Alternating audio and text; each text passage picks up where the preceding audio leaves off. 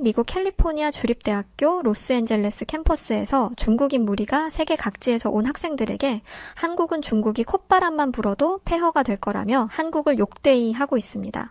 그런데 미국에서 태어났던 노란 머리의 한 여성이 그런 중국인에게 그 입을 꼬매버리기 전에 다들하며 뭐라고 하기 시작하는데요. 한국인도 아닌 미국에서 태어난 이 여성은 대체 왜 한국을 대변하여 중국인들에게 쓴소리를 날렸던 것일까요? 안녕하세요. 저는 미국에서 살고 있는 24살 코리 알렌이라고 합니다. 저는 한국을 저의 제2의 고향, 마음의 안식처라고 생각하고 있어요. 제가 이렇게 생각하게 된 이유는 제가 경험했던 아주 놀라운 사건들 때문입니다. 사실 저는 경제대국이라는 미국의 시민이었지만 아주 불우한 가정 환경 속에서 자랐어요. 빈부격차에서도 맨 극단에서 살았기 때문에 집도 없이 대충 버려진 폐건물에 터를 잡고 살았죠. 어린 시절 어머니는 마약에 취해 절 돌보지 않은 채 집을 떠났고 아버지 역시 저를 남보듯 대하며 다른 여성과 눈이 맞았는지 제 곁을 떠나버리셨습니다. 버려진 폐건물 안에서 혼자 어린 시절을 버티며 살았습니다. 그래서 성인이 되기 전부터 무료 급식소에서 음식을 받아 먹으면서 살았는데요. 그런데 어느 날 그나마 제가 지낼 수 있었던 폐건물이 개발되면서 저는 그 건물에서 도망치듯 나와야 했었어요. 17살 나이로 갈 곳도 없이 거리를 다녔었고 세상 모든 것이 무서웠습니다. 사람을 마주하는 것도 저의 두려움의 대상이었어요. 저에게 노숙 생활은 무척이나 힘들었습니다. 어린 여성인 저는 삶이 고단했습니다. 지옥 같은 삶 속에 몇 차례 지내던 곳을 옮기면서 정말 별의별 일을 다 겪었습니다. 무료 급식을 받은 것을 다른 노숙자들에게 빼앗겨 쓰레기통을 뒤지는 일도 허다했죠. 그러던 중 어떤 한 단체의 사람들이 제가 지내던 곳으로 와서 매주 한 번씩 음식과 생활용품을 주었어요. 저는 매우 가난한 동네에서 나고 자라서 동양인을 한 번도 본 적이 없는데 저에게 음식을 나눠준 사람들은 미국에 와서 살고 있는 한국인이었습니다. 지금이야 한국이라는 나라에 대한 존재를 알고 국적과 생김새, 기본 지식들을 익혀 알지만 그때는 낯선 검은 머리를 한 사람들이 그냥 다 같은 미국인인 줄 알았어요. 나라에 대한 개념도 없었으니까요. 학교를 제대로 다녀본 적도 없었기 때문에 한국이라는 나라가 어디에 붙어 있는지도 몰랐고 그냥 딱 하나 확실하게 인지했던 것은 그 검은 머리 사람들이 저에게 먹을 것과 마실 것을 준다는 것이었죠. 그 한국인들은 저에게 덮는 이불을 주었고 필요한 것은 없는지 물어보았습니다. 부모에게도 받아본 적 없는 따뜻한 관심이었다 보니 당황스러움을 넘어 그냥 두려움이 세차게 느껴졌어요. 사람이 무서웠습니다. 제가 본 그 한국인들의 검은 머리카락에는 윤기가 흘렀고 피부에도 번쩍번쩍 광이 났는데 이런 사람들이 저에게 왜 이런 호의를 베푸는 건지 몰랐고 분명 다른 어두운 이유가 있을 거라고 생각했거든요. 솔직히 그런 호의를 받았으면 감사한 마음을 가져야 하는 게 옳습니다. 하지만 부끄럽게도 저는 그러지 못했어요. 어렸을 때 부모님에게 세뇌당하듯이 어렴풋 들은 말이 떠올랐죠. 외국에서 온 놈들 때문에 우리가 이렇게 먹지도 못하고 불쌍하게 사는 거다. 저놈들이 없었다면 우리가 일할 곳은 더 많았을 거다. 라면서 늘 검은 머리를 한 사람들을 볼 때면 심한 욕설을 하곤 했었던 기억 말이죠. 이 생각이 들자 저는 저를 돌봐주고 먹을 것을 준 한국인들이 더 무섭고 싫게 보였습니다. 일부러 욕설을 섞은 심한 말을 하기도 하고 팔다리를 휘두르며 반항을 하기도 했어요. 솔직히 이렇게 하면 그 검은 머리 한국인들이 본성을 드러내고 저에게 욕을 하거나 저를 떠날 거라고 생각했습니다. 하지만 한국인들은 그렇게 하지 않았고 저를 끝까지 도와주려고 했어요. 하루는 한국인들 앞에서 그들이 가져다준 물건을 발로 뻥 차버렸는데 저와 같은 처지에 있던 다른 노숙자들이 참다 못해 달려와 대체 무슨 짓이냐며 저에게 화를 냈습니다. 저는 그런 노숙자들에게 저 사람들 때문에 우리가 이렇게 살고 있는 건데 저 사람들이 주는 걸 넙죽넙죽 받아 먹다 보면 언젠가 우리한테 해코지 할 거야 라고 억지 아닌 억지를 부렸어요. 그런데 뭔가 좀 이상했습니다. 솔직히 저는 제가 이렇게 말하면 다른 노숙자들도 제 말에 동의해 줄 거라고 생각했어요. 그런데 노숙자들은 제 말에 흔들리기는커녕 되려 저를 혼내는 듯한 말을 했습니다. 저분들이 우리에게 얼마나 많은 도움을 주고 있는데 감히 너 같은 게 행패를 부리냐면서 저를 꾸짖었죠. 실제로 그 한국인들은 제가 난동을 피웠음에도 불구하고 끝까지 저를 계속해서 찾아와 도움을 줬습니다. 그러면서 알게 된 건데 이 한국인들이 노숙자들을 도와준 지 정말 오래되었더라고요. 하지만 그럼에도 사람이 무서웠던 저는 그저 그 한국인들의 행동에 이해할 수가 없었을 뿐이었어요. 이렇게 도와줘 봐야 개선의 여지가 없는 노숙자들인데 힘들여 도와주는 이유가 이해가 안 되었죠. 한국인들이 밑빠진 독에 물 붓기를 하는 것이라고 생각했습니다. 그런데 세상을 모르는 멍청이는 저였습니다. 제가 멍청하고 개선의 여지가 없다고 생각했던 저와 비슷한 처지에 있던 사람들의 절반 이상이 학교도 다녔었고, 심지어 어떤 사람은 고학력을 가진 어른도 있었어요. 배움을 갖지 못했던 사람은 저뿐이었습니다. 병원비를 감당하느라 집이 파산돼서 노숙자가 되었거나 여타 다른 이유 때문에 어쩔 수 없이 거리로 내몰린 것이었죠. 사실 저는 제가 살고 있는 미국의 현실을 잘 몰랐습니다. 한국인들은 저보다 더 미국에 대해 잘 알고 있었어요. 그래서 노숙자들을 도왔던 것입니다. 저는 조금씩 한국인들에게 마음을 열게 되었고, 제가 아는 세상이 다가 아니라는 것을 인정하게 되었습니다. 얼마 뒤 제가 한국인들에게 진심으로 감동했던 일이 생겼습니다. 제가 있던 거리에서 매일 밤 총소리가 난 것이죠. 경찰들은 부촌 위주로 순찰을 했고, 이런 동네에서 총소리가 나는 건 흔한 일이라며 순찰 횟수를 몇 번 늘려준 것 외에는 다른 것을 하지 않았습니다. 모두가 두려움에 떨고 있던 때 한국인들이 이 소식을 알게 되었어요. 솔직히 한국인들이 이것까지는 어떻게 해주지 못할 것이라고 생각했습니다. 그런데 그날 밤 한국인들은 자동차를 타고 저희가 있는 곳으로 왔습니다. 해가 뜰 때까지 교대로 동네를 순찰하며 저를 비롯한 어려운 미국인들을 도와주는 역할을 해준 것이죠. 게다가 한국인들이 직접 미국 경찰에 강력하게 항의해준 덕에 매일 총을 쏘는 사람을 검거할 수 있었습니다. 솔직히 먹는 걸 챙겨주는 건 그럴 수 있다고 쳐요. 그런데 이렇게까지 저희를 보호할 이유는 없습니다. 저는 한국인들이 대체 왜 이렇게까지 하는지 진심으로 궁금해졌어요. 그래서 매번 저를 찾아오는 한국인 아주머니에게 물었습니다. 대체 왜 이렇게까지 하는 거냐고 말이죠. 그런데 그 한국인 아주머니의 입에서 나온 말은 저를 포함한 어려운 환경에 있던 어려운 삶을 살던 미국인들을 깜짝 놀라게 만들었습니다. 과거에 한국에서는 6.25 전쟁이라는 게 있었답니다. 많은 미국인들이 그 전쟁에 참전했다고 했었고, 한국인들은 미국을 포함해 6.25 전쟁에 참전해준 군인들에게 큰 감사함을 가지고 있다고 합니다. 한국인들은 미국에서 각각 한인회라는 것을 조직했는데, 이런 한인회에 한 가지 소식이 전해졌다고 하더라고요. 그건 바로 6.25 전쟁에 참전했던 미국 참전 용사들이 노숙자로 거리를 전전하고 있다는 소식이었어요. 처음엔 이 소식이 미국 워싱턴에서 알려졌는데, 이 이야기가 다른 지역으로도 전해지면서 미국에 있는 각 주에 있는 한인회들이 모두 노숙자가 된 6.25 참전 용사들을 살피기 시작했다고 합니다. 자국이라는 미국에서조차 외면받은 참전 용사들이었고, 많은 세월이 지난 옛일에 대해 관심조차 갖지 않았던 미국이었지만, 한국이란 곳은 지난날의 과거를 보듬고 지키고 있던 것입니다. 저는 그래서 저희는 참전 용사도 아니었는데 그분들만 챙기면 되지 왜 관련도 없는 저희를 돕냐고 물어봤습니다.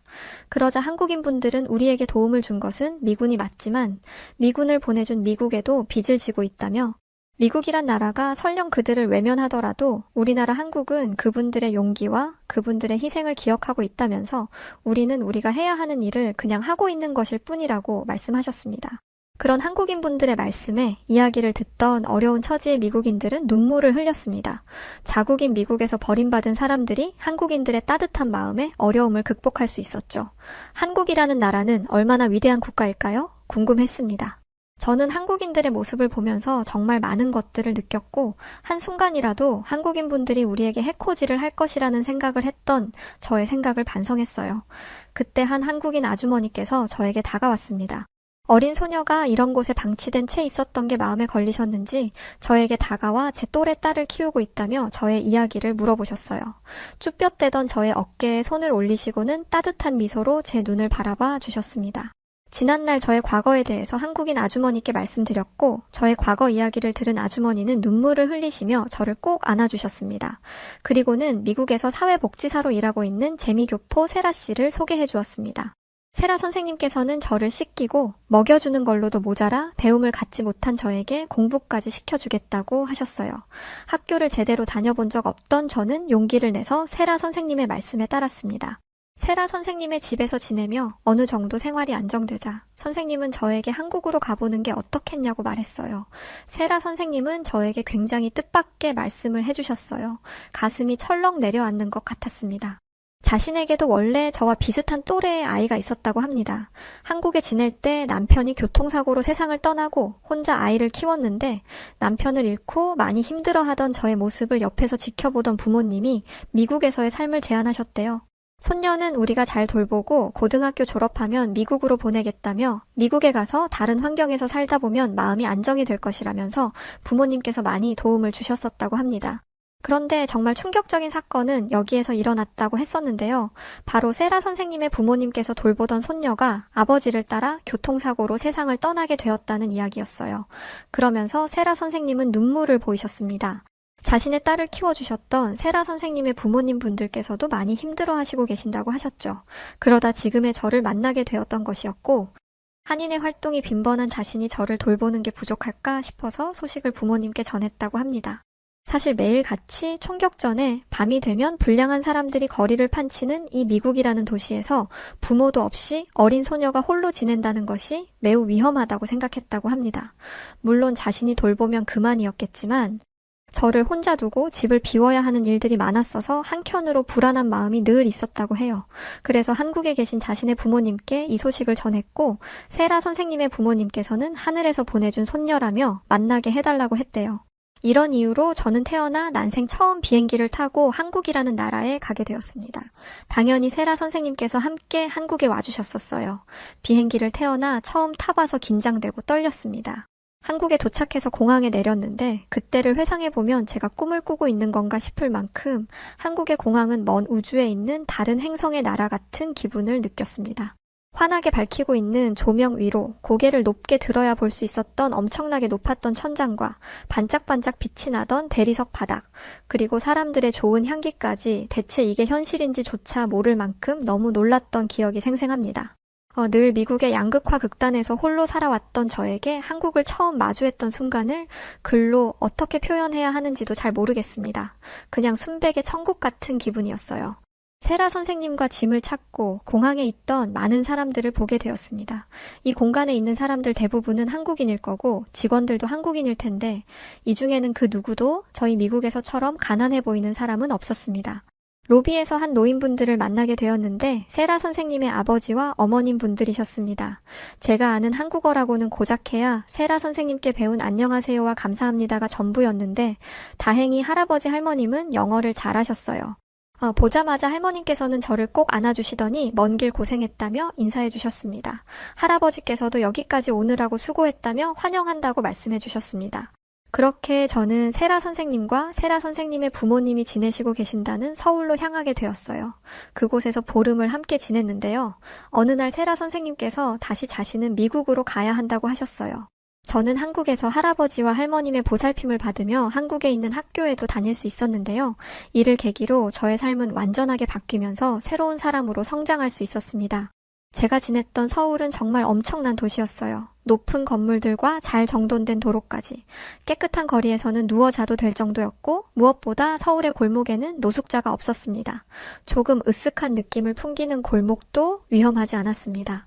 제가 홀로 미국에서 지낼 때는 어디를 다녀도 늘 낯선 사람들에게서 많은 위협을 받았었어요.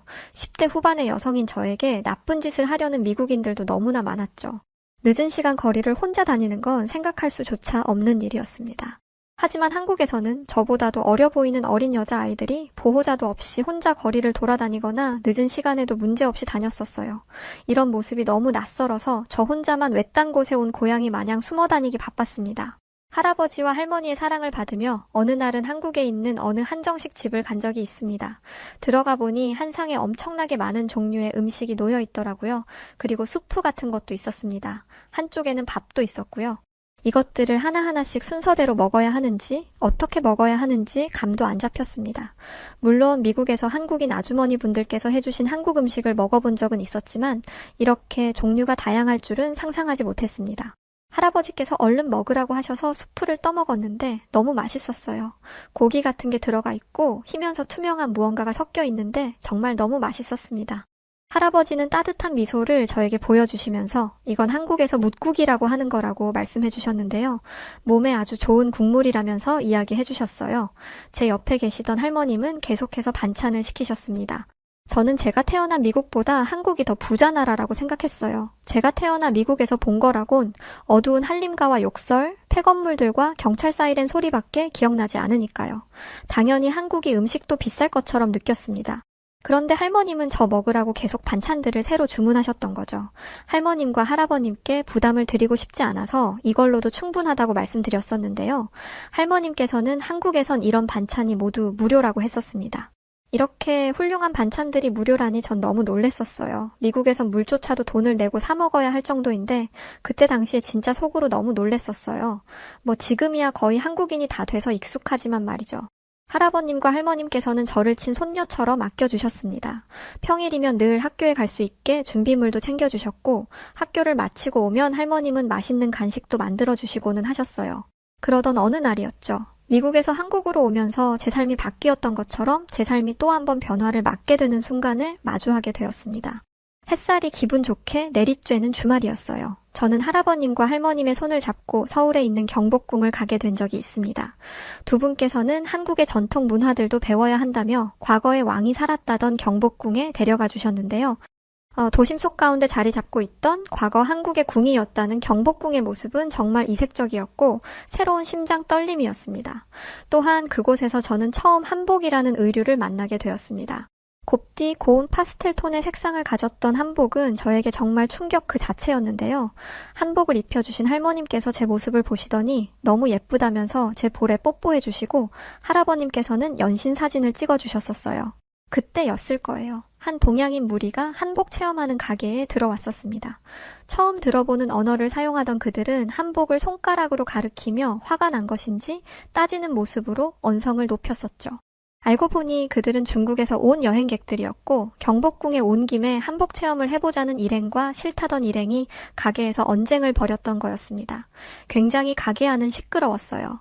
가게 주인이 말리면서 소란 피우지 말고 나가라고 하는데도 언쟁은 계속되었었습니다. 할아버님과 할머님은 저를 보호하시면서 밖으로 얼른 나가자며 그 중국인들을 피해 자리를 옮겼는데요. 중국인들의 몸부림에 저희 할머님께서 밀쳐져서는 넘어지게 된 것이었어요. 할아버님은 그런 할머님을 부축했고 저는 너무 화가 나서 영어로 막 뭐라고 했었죠. 그랬더니 그 중국인들은 저에게 손가락질을 하면서 뭐라고 하더라고요. 할아버님께서는 제가 봉변이라도 당할까봐 얼른 제 앞을 막아서더니 고개를 숙이시며 사과를 하시더니 할머님과 저를 데리고 가게 밖으로 나오셨습니다. 할아버님께 우리가 잘못한 것도 없는데 왜 고개를 숙이시냐면서 그때 처음 때를 피웠었어요. 그때 할머님께서 제 등을 토닥이시더니 다 지나갈 일들이니 노여워 말라고 다독여 주셨습니다. 그때 이를 계기로 한국의 과거 역사를 배우는 것에 흥미를 가지게 되었고 한복의 아름다움을 알았으며 다른 국가들의 역사와 중국이라는 나라에 대해서도 알게 되었었죠. 시간은 흐르고 저는 한국의 고등학교에서 졸업을 하고 이제 대학을 앞두게 되는 나이가 되었습니다. 할아버님과 할머님은 저에게 한글은 물론 영어도 가르쳐 주셨었어요. 알고 보니 할아버님과 할머님은 지난날 미국에 사셨던 적이 있더라고요. 누구보다 저는 이 두 분께 따뜻한 보살핌과 가르침을 받으며 올바르게 성장했습니다. 하지만 두 분께서는 어느 날 저를 불러 이런 이야기를 하셨습니다. 이제 대학을 가야 하는 나이가 되었다며 세라에게 이야기를 해뒀다면서 미국에 있는 대학에 가게 될 것이라는 이야기였죠. 그 말씀에 사실 저는 당시에 너무 서운했었어요. 할아버님과 할머님과 헤어지고 싶지 않았었거든요. 저는 두 분께 그냥 한국에 있는 대학에 가면 안 되겠냐고 말씀드렸지만 제 손을 꼭 잡은 할머님께서 우리도 이제 많이 늙었고 시골에 가서 살려고 한다고 하셨어요. 미국은 큰 나라라면서 더 큰 꿈을 가지라고 말씀하셨습니다. 그렇게 저는 한국을 떠나게 되었어요. 공항에서 할아버님과 할머님의 마지막 인사를 해야 할 때 그때 정말 얼마나 울었었는지 태어나 그렇게 슬피 울어본 적이 없을 만큼 많이 울었습니다. 그리고 할머님께서 저를 꼭 껴안고 저에게 했던 이야기는 지금까지도 잊혀지지 않습니다. 우리 손녀, 다시 태어나 곁에 와주어서 고맙구나 라는 말씀이셨습니다. 할아버님과 할머님은 저에게 있어 부모님 그걸 넘어서는 분들이십니다. 제가 저의 목숨을 내놓고라도 지키고 싶은 분들이에요. 미국으로 향하는 비행기에서 저는 굳게 다짐했어요. 우리 할아버지 할머니를 위해 훌륭한 어른 되겠다 말입니다. 미국에 도착하고 다시 만난 세라 선생님과 다른 한국인 분들, 그리고 함께 지냈었던 미국의 어려운 처지에 있던 분들, 모두가 저를 보고는 완전히 다른 사람이 온 줄 알았다고 해요. 그럴 만도 했겠죠. 잘 먹지도 못해 깡 말랐었고 잘 씻지도 못해 거무잡잡했던 제가 하얀 피부에 살도 포동포동 올랐었으니 말입니다. 이 모든 게 저를 친손녀처럼 보살펴 주었던 우리 할아버님과 할머님 덕분이었습니다. 그렇게 저는 미국에 있는 캘리포니아 주립대학교 로스앤젤레스 캠퍼스에서 대학 생활을 시작했습니다. 대학교에는 다양한 국적을 가진 친구들이 많이 있었어요. 그 중에는 당연하게 한국인들도 있었죠.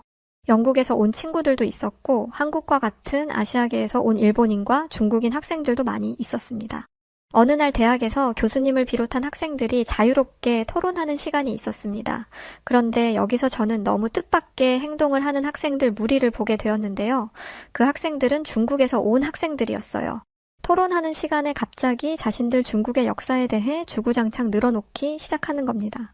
처음에야 자신들의 나라 역사에 대해 이야기하는 것이라 생각했는데 듣다 보니 화가 너무 나는 거였죠. 왜 그랬냐면 가만히 있는 한국을 뜬금없이 언급하더니 한국이 엄청난 후진국이라는 둥, 먹을 것이 없어 거지들이 지천에 널렸다는 둥, 중국이 콧바람만 불어도 한국은 폐허가 될 거라는 등의 듣기 힘든 말들을 쏟아냈기 때문입니다. 그것까지도 참아냈는데 이 말은 도저히 참기 힘들더라고요. 글쎄 한국은 결혼하고 애를 낳지 않아서 한국에 가면 경제성장에 단 하나도 도움이 되지 않는 늙은이들만 수두룩하다는 말이었죠. 순간적으로 저는 너무 욱해서 자리를 박차고 일어나 말인지 된장인지 구분도 못하고 떠들어대는 그 중국인 학생에게 소리치면서 이야기했습니다. 당신 같은 것들이 한국에 대해 뭘 안다고 입을 놀리냐면서 화를 냈습니다. 제가 큰 소리로 받아치니 그 중국인 학생은 아니 너처럼 경제대국의 미국인이 뭐 하려고 한국을 두둔하는 거냐면서 제 행동을 이해하지 못하겠다는 반응을 보이더군요. 저는 그 중국인 학생에게 그 입을 꼬매버리기 전에 닫으라고 말하고는 중국이 수십 년간 한국을 침략했던 일들을 나는 다 알고 있다고 말했고 당신들이 한국을 침략하고 몹쓸 짓을 하며 다른 나라의 지적재산권을 훔치고 똑같이 베끼고 있을 시절에도 한국은 한국에서 벌어진 모진 일들을 모두 이겨냈고 전 세계에서 가장 빠른 시간에 경제대국으로 성장한 선진국이라고 말했습니다. 12억 명이라는 인구가 고작해야 짜퉁 천국 메이드 인 차이나를 만들었을 뿐이지만 한국은 단 5천만 명의 인구가 IT 강국, 문화 강국이라 불리며 최고라는 소리를 듣는 메이드 인 코리아를 만들었다고 말했습니다. 주변에 있던 많은 타국의 학생들은 제 말에 동의하면서 박수를 쳐줬고 중국인 학생은 기가 죽은 듯 자리에 조용히 앉더군요. 그 모습을 보고 저는 그 중국인에게 마지막으로 한마디를 던지고 강의실을 나왔습니다. 나는 미국인이 아니라 한국인이다 라고 말이죠.